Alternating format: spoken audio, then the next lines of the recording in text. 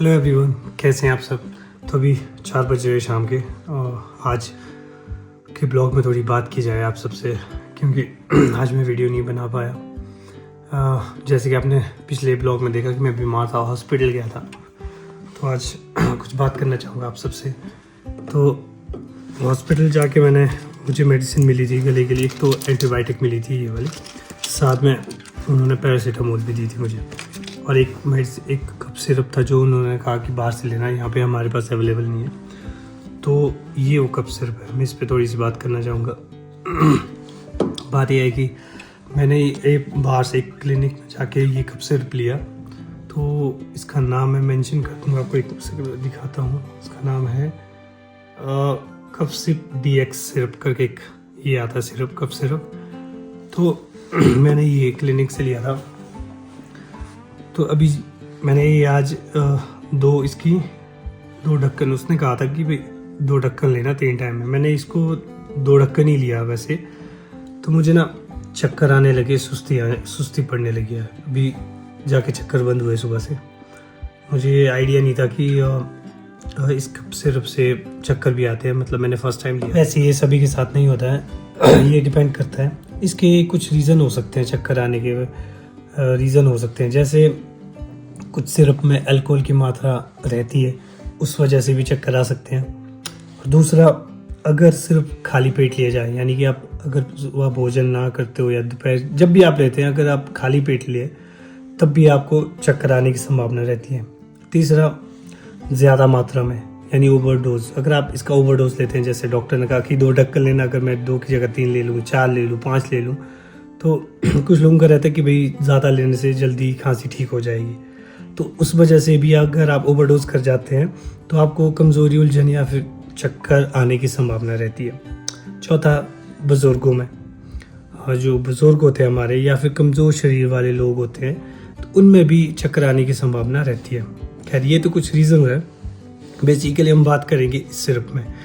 इस सिरप में 3 दवाइयाँ मिला के ये सिरप बना है। हो सकता है मैं गलत प्रोनाउंस करूँ, फिर भी मैं टाइप करके आपको यहाँ साइड में लिख दूँगा।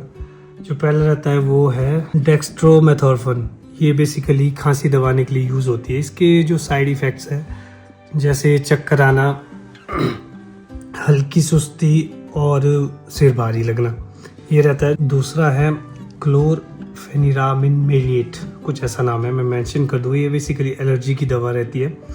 इसके साइड इफ़ेक्ट्स भी वही है, जैसे नींद आना, चक्कर, सुस्ती, मुंह सूख जाता है इससे। और यही दवा सबसे ज़्यादा चक्कर आने की वजह बनती है, ऐसा मुझे रिसर्च करके पता चला। और जो तीसरा है फेनिलाफ्यूरेन, कुछ ऐसा नाम है, ये नाक खोलने के लिए होती है बेसिकली। तो इसके साइड इफ़ेक्ट्स जैसे ब्लड प्रेशर बढ़ना, बेचैनी और चक्कर, ये सब रहता है। तो ये सामान्य इस सिरप में अगर आप लेते हैं तो जैसे चक्कर आना, नींद आना, कमज़ोरी महसूस होना, ध्यान कम लगना हो सकता है। ये नॉर्मल रहता ही है, ऐसे कुछ घबराने वाली बात नहीं है इसमें, ऐसा लगता है मुझे, क्योंकि जहाँ तक मैंने रिसर्च किया। हाँ, इसमें कुछ आपको सावधानियाँ बरतनी पड़ेगी अगर आप ले रहे हैं ये सब आजकल, क्योंकि कोल्ड हो रहा है। सिरप लेने के बाद आपको गाड़ी बिल्कुल भी नहीं चलानी चाहिए, और खाली पेट, खासकर खाली पेट है या आपको ये दवा बिल्कुल भी नहीं लेनी चाहिए। और ओवरडोज यानी तय मात्रा से ज़्यादा ना लें, बिल्कुल भी ना लें। और शराब के साथ तो बिल्कुल भी ना लें सबको। अगर फिर भी अगर आपको कुछ रहता है तो आपको एक बार डॉक्टर से कंसर्न कर लेना चाहिए।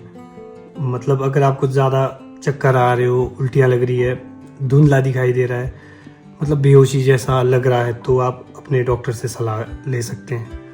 तो आज की वीडियो में मेरा बेसिकली यही था, क्योंकि आजकल सर्दियां हैं तो लोग कप सिरप ले लेते हैं और उनको थोड़े साइड इफ़ेक्ट्स के बारे में कुछ नॉलेज नहीं होती है। तो बेसिकली ठीक है, अगर मेरी तरफ से कुछ वैल्यू प्रोवाइड हो रही है तो मुझे भी अच्छा लगेगा और आपको भी शायद अच्छा लगेगा। यही था मेरा एक्सपीरियंस आज की वीडियो में, क्योंकि आज ब्लॉग मैं बना नहीं पाऊँगा, बस आज के ब्लॉग में मुझे लगा थोड़ी सी जानकारी आपके साथ साझा की जाए। तो चलिए मिलते हैं नेक्स्ट ब्लॉग में, तब तक के लिए जय हिंद, जय।